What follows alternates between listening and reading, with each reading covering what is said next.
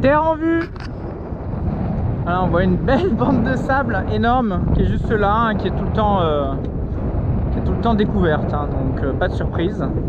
Et on a Monsieur de Cordouan droit devant nous, dressé fièrement au milieu de l'eau. Et on a un temps approximatif qui laisse des couleurs miroitantes,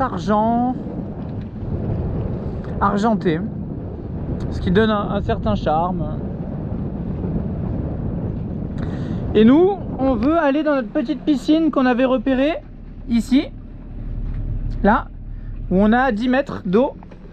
Et c'est ici qu'on va hisser les voiles.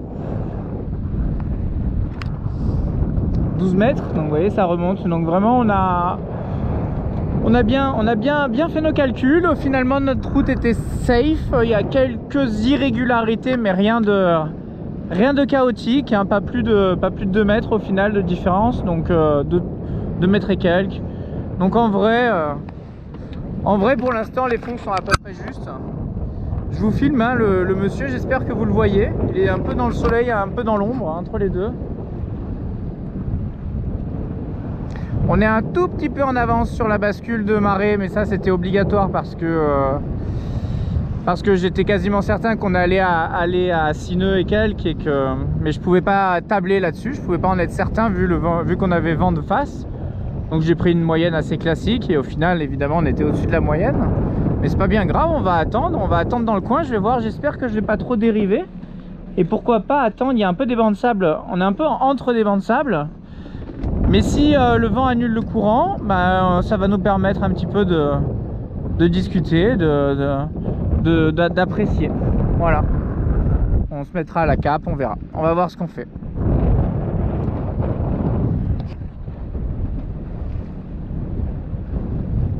En tout cas, on voit bien la bande de sable. La bande de sable que vous pouvez voir directement ici, hein, c'est clairement le jaune qui est là. Et vert, c'est ce qui se découvre à marée basse. Et vu qu'on est à marée basse, c'est clairement ce qui est découvert actuellement. Voilà, nous on arrive dans notre piscine. Je travaille avec la tablette là, mais ça remplace pas le fait de savoir faire tout ça avec une carte également. Je ne veux pas donner l'exemple de travailler avec la tablette. Là, j'ai pas la carte du coin. Donc du coup, j'utilise la tablette parce que c'est assez pratique. Maintenant, ça ne remplace pas qu'il faut savoir le faire. Il faut savoir le faire et il faut pratiquer le plus possible. Voilà.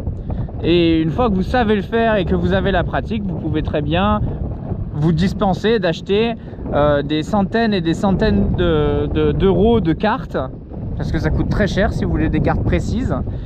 Mais l'un ne remplace pas l'autre. Voilà, donc je voulais juste préciser ça, histoire que les gens ne prennent pas exemple à juste suivre sur la tablette, etc. Il y a des choses très intéressantes qu'on peut voir sur la tablette, les courants en direct, on peut voir les caps. Moi je peux calculer ma dérive grâce à ça également. Donc c'est un outil très pratique, mais ça ne remplace pas le fait qu'il faut pouvoir réussir à faire tout ça